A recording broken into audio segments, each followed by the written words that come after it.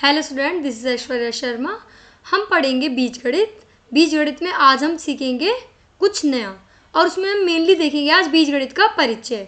बीजगणित आपके लिए नया है, ठीक है। इससे पहले आपने बीजगणित शायद ना पढ़ा हो या पढ़ा भी हो तो इस तरीके से आपने नहीं पढ़ा होगा। तो आज मैं आपको पढ़ाऊँगी बीजगणित के बारे में, ठीक है। आइए देखते हैं बीजगणित। अब सबसे पहले हम देखते हैं बीजगणित, जिसे हम अलजेब्रा भी कहते हैं। बीजगणित गणित के व्यापक विभागों में से एक है, यानी कि ये भी इसका एक डिपार्टमेंट हुआ, एक तरीके से विभाग हुआ। अपने सबसे सामान्य रूप में बीजगणित गणितीय प्रतीकों और इन प्रतीकों में हेरफेर करने के नियमों का अध्ययन है। क्या क्या? गणितीय प्रतीकों, गणितीय साइन और इन प्रतीकों में हेरफेर करना, यानी कि अदल बदल करने के नियमों का अध्ययन है। बीजगणित लगभग संपूर्ण गणित को एक सूत्र में पिरोने वाला विषय है, यानी कि इसमें हम सूत्रों का प्रयोग करते हैं। इस बात से हमें यहाँ से ये बात पता चली, यानी कि फॉर्मूलाज का हम प्रयोग करते हैं, ठीक है। तो देखो बीजगणित की विशेषता क्या है। अब हम पढ़ेंगे बीजगणित की मुख्य विशेषता यह है कि इसमें अक्षरों का प्रयोग किया जाता है। अक्षर कैसे? A, B, C, D, E, F ऐसे ऐसे करके X, Y, Z तक। अक्षरों के प्रयोग से हम नियमों और सूत्रों को व्यापक रूप में लिख पाने में समर्थ हो जाएंगे। सूत्रों को लिखेंगे हम अक्षरों के प्रयोग से। अक्षरों के इस प्रयोग से हम केवल एक विशेष संख्या की ही बात न करके किसी भी संख्या की बात कर सकते हैं। यानी कि जैसे हमने ए लिया तो ए का मान यहाँ कुछ भी हो सकता है, 1, 2, 3, 4, 5, यानी कि कुछ भी हो सकता है ए का मान। तो ए का ऐसी, बी का ऐसी, सी का ऐसी, डी का ऐसी, जेड तक कुछ भी हो सकता है मान, किसी का भी, किसी भी संख्या की बात कर सकते हैं। दूसरी बात यह है कि अक्षर अज्ञात राशियों के स्थान पर भी प्रयोग किया जाता है। जैसे हमें नहीं पता कि कोई राशि क्या है तो हम कहेंगे कि माना कि ये राशि है हमारी x, या माना कि ये राशि है हमारी a। तो अज्ञात राशियों के लिए हम इसका प्रयोग करते हैं। इन अज्ञात राशियों को निर्धारित करने की विधियों को सीखकर हम पहेलियों और दैनिक जीवन से संबंधित अनेक समस्याओं को हल करने के लिए अनेक प्रभावशाली साधन विकसित कर सकते हैं। बहुत सारी पहेलियाँ देख सकते हैं, दैनिक जीवन से संबंधित अनेक समस्याओं को हल कर सकते हैं। अब तीसरी बात क्या है? तीसरी बात यह है कि ये अक्षर संख्याओं के स्थान पर प्रयोग किए जाते हैं। संख्याओं के स्थान पर मैंने बताया ना आपको कि जैसे ए की वैल्यू हम 1 भी मान सकते हैं, 2 भी मान सकते हैं, तो ये अक्षर संख्याओं के स्थान पर प्रयोग किए जाते हैं। इसलिए इन पर संख्याओं की तरह संक्रिया भी की जा सकती हैं। जैसे 2 गुणा 2 करके हम 4 लाते हैं ना, ऐसे भी हम ए की ए में गुणा करेंगे तो हमारा आ जाएगा a²। तो अब संक्रियाएं भी की जा सकती हैं। इससे हम बीजीय व्यंजकों और उनके गुणों के अध्ययन की ओर अग्रसर होते हैं। तो आपको समझ आई होंगी बीजगणित की विशेषताएं। एक तो इसमें हमें बताया कि हम अक्षर का प्रयोग कर सकते हैं, ए से लेके जेड तक के। इन अक्षरों के भी अलग अलग क्या होते हैं? मान हो सकते हैं, आप कुछ भी मान सकते हैं। एक, हम अज्ञात राशि की जगह, अज्ञात राशि में बीजगणित का ज़्यादा प्रयोग करते हैं। तीसरा, हमने सीखा कि पहेलियों के लिए बीजगणित का प्रयोग अच्छा रहता है। और हमने सीखा दैनिक जीवन में भी बीजगणित का बहुत जगह प्रयोग किया जाता है और इसको हम अनेक संक्रियाओं की भी तरह प्रयोग किया जा सकता है। अब देखो माचिस की तीलियों से बने प्रतिरूप। इसमें क्या आएगा? माचिस की तीलियों से बने प्रतिरूप में देखो यहाँ ये एक माचिस की तीली है, इससे एक एल बना रखा है हमने। ऐसे ही यहाँ पे माचिस की तीलियाँ यूज़ हो रही हैं, ये भी ये माचिस की तीलियाँ यूज़ हो रही हैं। अब देखो अमीना और सरिता माचिस की तीलियों से प्रतिरूप बना रही हैं। क्या बना रही हैं? प्रतिरूप। उन्होंने अंग्रेजी वर्णमाला के अक्षरों के सरल प्रतिरूप बनाने का निर्णय लिया। क्या लिया? सरल प्रतिरूप बनाने का निर्णय। अमीना है और एक ये तो हो गई अमीना, और ये कौन हुई? ये हुई सरिता। तो इन्होंने सरल प्रतिरूप बनाने का निर्णय लिया। अमीना 2 तीलियाँ लेकर अक्षर एल बनाती है। देखो इन्हें बनाया ना, एक तीली तो ये हो गई और दूसरी ये हो गई, एल बनाया। फिर सरिता भी 2 तीलियाँ लेती है और उसे एक अन्य एल बनाकर अमीना द्वारा बनाए गए एल के आगे रख देती है। ये तो बनाया था अमीना ने, किसने बनाया था? अमीना ने। और ये बनाया सरिता ने। सरिता ने अपने एल को भी इसके आगे ही रख दिया। अभी क्या करते हैं? फिर अमीना एक और बनाकर आगे रख देती है। अब एक और यानी एक और एल बनाकर, देखो ये रहा अमीना, फिर ये सरिता, फिर अमीना ने दोबारा एक और एल आगे रख दिया। यह सिलसिला आगे जारी रखता है। फिर सरिता रखती है, फिर अमीना रखती है, फिर सरिता रखती है, ऐसे ये सिलसिला चलता रहता है। तभी उनका मित्र अप्पू, कौन आ जाता है? अप्पू आ जाता है। वह इस प्रतिरूप को देखता है अप्पू सदैव प्रश्न पूछता रहता है, ठीक है ना, क्योंकि वो बहुत जिज्ञासु टाइप लड़का है। तो वह इन लड़कियों से पूछता है कि 7 लय बनाने के लिए कितनी तीलियों की आवश्यकता पड़ेगी। अमीना और सरिता सुचारू रूप से कार्य करती हैं। वह 1 L 2 L 3 L इत्यादि कर करके 7 L बनाती हैं और एक सारणी बनाती हैं उसके क्वेश्चंस का आंसर करने के लिए। तो तुमने देखा कि 1 L में उसे 2 की आवश्यकता पड़ी, 2 L में 4 की, 3 L में 6 तीलियों की आवश्यकता पड़ी, 4 में 8 की, 5 में 10 की, 6 में 12 की, 7 में 14 की, 8 में 16 की, ऐसे ही आगे चल के देखेंगे तो 9 में 18 की, 10 में 20 की, ऐसे ही चलता जाएगा ये सिलसिला आगे। तो अप्पू को सारणी 1 से अपना उत्तर प्राप्त हो जाता है कि 7L बनाने के लिए कितनी तीलियों की आवश्यकता पड़ेगी, 14 की आवश्यकता होगी। सारणी में लिखते समय अमीना यह अनुभव करती है कि आवश्यक तीलियों की संख्या बनाए गए L की संख्या से दूनी है। यानी कि अगर 1 L बनाया तो हमारा 2 आया, तो 1 का दुगना हो गया, 2 का दुगना क्या होता है 4, तो कितना आया 4, 3 का दुगना क्या होता है 6, 4 का दुगना क्या होता है 8, तो ये आ गया। तो अर्थात आवश्यक तीलियों की संख्या जो होगी वो हम मान सकते हैं 2 गुणा L, क्योंकि अब उसने सोचा कि अगर अप्पू ने या किसी और ने हमसे ये पूछा कि 50 L बनाने में कितने की आवश्यकता है, तो इतनी लंबी सारणी बनाने में तो बहुत टाइम जाएगा। तो उसने यहाँ पे नोटिस करा कि जैसे जैसे L की संख्या बढ़ती जा रही है वैसे वैसे तीलियों की संख्या बढ़ती जा रही है। तो सुविधा के लिए L की संख्या के लिए N अक्षर लिखे। एक L बनाया जाता है, N बराबर क्या है 1 है, तो 2 L बनाने में N बराबर 2 इत्यादि। तो इसी प्रकार N कोई भी प्राकृतिक संख्या 1 2 3 4 5 6 7 8 कुछ भी हो सकती है। फिर हम लिखते हैं कि आवश्यक तीलियों की संख्या में 2 × N पड़ेगी। तो 2 × N से क्या समझ आया कि अगर हमें 4 L बनाने हैं तो N की जगह हम रख देंगे 4, तो 4 दूनी 8। हमें 8 L बनाने हैं तो N की जगह हम रख देंगे 8, तो 2 × 8 यानी कि कितना हो गया 16। तो हमारा फॉर्मूला कुल मिला के डिस्क्राइब हुआ 2 × N। एक चर की अवधारणा क्या है? उपरोक्त उदाहरण में हमने L का एक प्रतिरूप बनाने में आवश्यक तीलियों की संख्या ज्ञात करने के लिए एक नियम ज्ञात किया था। ठीक है, L के लिए नियम ज्ञात करा था हमने, क्या था 2 × N। तो आवश्यक तीलियों की संख्या होती है 2N। यहाँ N L के प्रतिरूपों की संख्या है। N क्या है? L के प्रतिरूपों की संख्या। और N के मान क्या हो सकते हैं? 1 2 3 4 5 कुछ भी हो सकते हैं।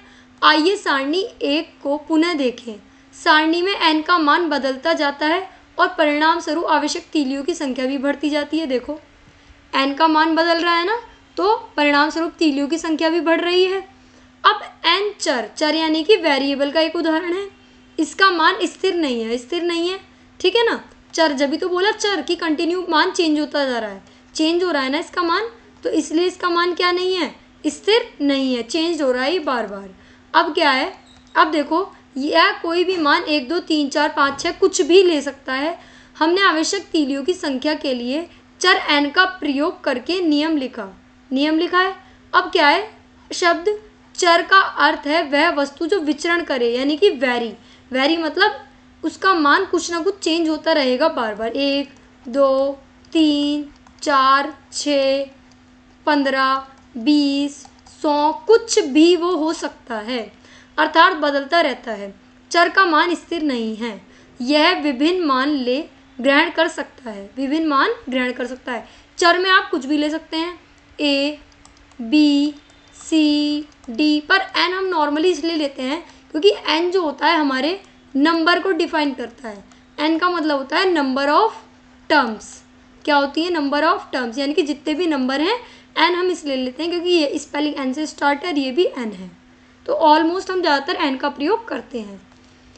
अब एक चर को दर्शाने के लिए किसी भी अक्षर M L P X Y Z A B C D इत्यादि का प्रयोग किया जा सकता है।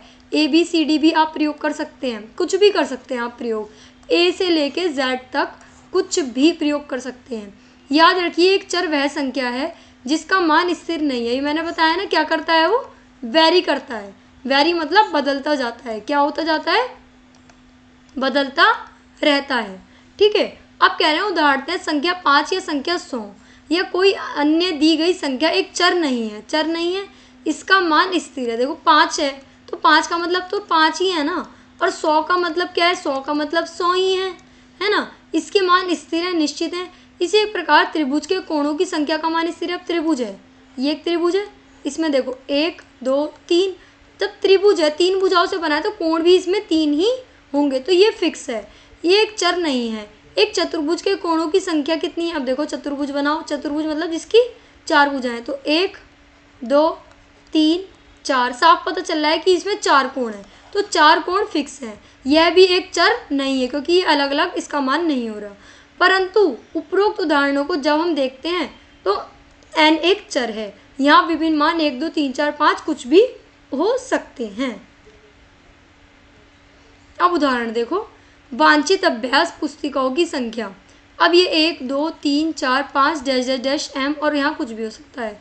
कुल मूल्य कितना है, एक पुस्तिका का मूल्य है 5 रुपये, 2 का हो जाएगा 10, 3 का हो जाएगा 15, 4 का 20, 5 का 25, m का कितना हो जाएगा फिर 5m। क्यों, सब में मल्टीप्लाई 5 हो रहा है, ये हो रहा ना 5। तो हमें क्या पता चला, हमें पता चला कि हमें जितनी पुस्तकें निकालनी है अगर जितनी पुस्तकें उसकी गुणा 5 से कर देंगे तो कुल मूल्य आ जाएगा। तो m में भी हम क्या कर देंगे 5m, बल्कि x होता तो यहाँ हो जाता 5x, b होता तो यहाँ हो जाता 5b, ऐसे ही कुछ भी हो सकता है, बस मल्टीप्लाई 5 से होनी चाहिए। m अभ्यास पुस्तिकाओं की उस संख्या के लिए प्रयोग किया गया है जो एक विद्यार्थी खरीदना चाहता है। ये रहा ना, जो विद्यार्थी खरीदना चाहता है ये पुस्तक ही तो खरीद रहा है वो। अब देखो, यदि m एक चर है, चर क्यों है, क्योंकि इसका मान बदल रहा है, कभी 1 कभी 2 कभी 3 कभी 4 कभी 5, तो जो कोई भी संख्या 1 2 3 4 5 ले सकता है। m अभ्यास पुस्तिकाओं का कुल मूल्य निम्न नियम द्वारा, अब हमने इससे एक नियम बनाया कि कुल मूल्य जो होगा 5 गुणा अभ्यास पुस्तिकाओं की संख्या, तो 5 गुणा अभ्यास पुस्तकों की संख्या हमने m मानी तो 5m ये हो जाएगा। यदि मुन्नू 5 अभ्यास पुस्तिकाएं खरीदना चाहता है तो m बराबर क्या होगा 5 लेकर हम कह सकते हैं कि मुन्नू को 5 गुणा 5 अर्थात 25 रुपये अपने साथ ले जाने चाहिए ताकि वह बुक स्टोर से खरीदारी कर सके। अब देखो, अगर मुन्नू जो है वो 10 पुस्तकें खरीदना चाहता है तो 10m ये हो जाएगा, ठीक है ना, 10m, 10 पुस्तकें उसे खरीदनी है तो m की वैल्यू क्या है 10, तो 10 गुणा 5 तो क्या हो जाएगा 50। अब देखो, अगर मुन्नू 12 पुस्तकें खरीदना चाहता है तो हो जाएगा 12m, यानी कि 12 गुणा m की वैल्यू कितनी हो जाएगी 12, और कितने पैसों की है 5 की, तो क्या हो जाएगा 60, ठीक है ना। उदाहरण 2, अब यहाँ कह रहे हैं कि राजू और बालू 2 भाई हैं। बालू राजू से 3 वर्ष छोटा है, कितना छोटा है 3 वर्ष। अगर राजू 15 वर्ष का है तो बालू होगा 12 वर्ष का। हमें राजू की वर्तमान आयु ज्ञात नहीं है, हमें नहीं पता राजू की आयु कितनी है, इसका मान कुछ भी हो सकता है। मान लीजिए x राजू की वर्षों की आयु। अब ये कह रहे हैं कि बालू जो है, बालू छोटा है ना, यानी कि राजू बड़ा है और बालू क्या है छोटा है, तो राजू कितना बड़ा है, इसकी वैल्यू है 3 वर्ष, यानी कि राजू क्या है हमारा बड़ा है। अब देखो, राजू की आयु x वर्षों में व्यक्त करता है, राजू कहता है मेरी आयु है x वर्ष, तो बालू क्या है छोटा है, तो बालू की आयु क्या हो जाएगी x माइनस 3, तो x एक चर है तो राजू की आयु वर्षों में x है, तो बालू की आयु जाएगी x माइनस 3, क्योंकि ये कितना है, ये 3 वर्ष छोटा है, अभी हमने करा था ना। और यदि व्यंजक x माइनस 3 को हम क्या कह सकते हैं, x ऋण या x माइनस 3 पढ़ा जाता है, जैसा कि आप आशा करेंगे कि जब x का मान 12 है। अब इन्होंने बोला कि अगर राजू जो है, राजू 12 वर्ष का है तो बालू कितने का होगा, बालू होगा 9 का। क्यों, क्योंकि 12 में से 3 गए 9 बचे, है ना, तो x का मान 12 है तो x माइनस 3 तो क्या हो जाएगा, का मान 9 होगा। और जब x का मान 15 है, अभी कह रहे हैं कि राजू और बालू हैं, तो राजू कितने का है, राजू 15 का है, तो बालू कितने का हो जाएगा, तो x माइनस 3 तो बालू हो जाएगा 12 का, ठीक है ना, तो x माइनस 3 का मान हो जाएगा 12। तो आज हमने क्या क्या सीखा, आज हमने सीखा कि ये A B C D से लेके Z तक जो भी है ये सब हमारे क्या होते हैं, ये हमारे होते हैं चर। चर क्यों कहते हैं इन्हें, चर इसलिए कहते हैं क्योंकि ये हमेशा वैरी करते हैं। वैरी मतलब इनका जो मान है वो हमेशा क्या होता है, वो हमेशा बदलता रहता है। पर अगर कहीं लिखा है 1 2 3 4 5 ऐसे करके लिखा है 100, मतलब कुछ भी अगर लिखा है तो इनका मान कभी नहीं बदलता। तो ये क्या है, ये है अचर, क्योंकि इनका मान नहीं बदलता। और ये क्या है, चर। चर को हम क्या कहते हैं, हम इन्हें वेरिएबल भी हमने इन्हें क्यों कहा, वेरिएबल भी हमने इन्हें इसलिए कहा क्योंकि इनका मान वेरी होता रहता है, यानी कि बदलता रहता है, कभी भी फिक्स इनका मान नहीं होता। ठीक है ना। तो आज हमने बीजगणित में पढ़ा, बीजगणित का प्रयोग कहाँ कहाँ होता है। बीजगणित का प्रयोग हमारे दैनिक जीवन में भी होता है, और बीजगणित का प्रयोग हम मेनली जो करते हैं वो हम करते हैं अज्ञात राशि को जानने के लिए करते हैं। और किस लिए करते हैं, पहेलियाँ कैसी होती हैं, अज्ञात होती हैं ना, तो पहेलियों में भी हम किसका प्रयोग कर सकते हैं, हम बीजगणित का प्रयोग कर सकते हैं। तो और दैनिक जीवन में भी हम इसका प्रयोग करते हैं, दैनिक जीवन में भी करते हैं। अब हमने एक क्वेश्चन करा था राजू और बालू वाला, उनमें आयु का इतना अंतर था। एक हमने क्वेश्चन करा था एल वाला, उसमें 2 तीलियाँ आ रही थी, तो हमने ठीक है, ऐसे ही हमने एक क्वेश्चन और करा था, तो उन्होंने उसमें निकाला था कि 2 गुणा एम निकाला था। एक क्वेश्चन में हमने क्या निकाला था, एक क्वेश्चन में हमने सोचा था कि 3 गुणा एम। तो आज हमने बीजगणित के बारे में सीखा। बीजगणित एक बहुत इंपॉर्टेंट पार्ट है गणित का। तो आगे भी हम बीजगणित के बारे में कुछ और इंटरेस्टिंग चीज़ें सीखेंगे।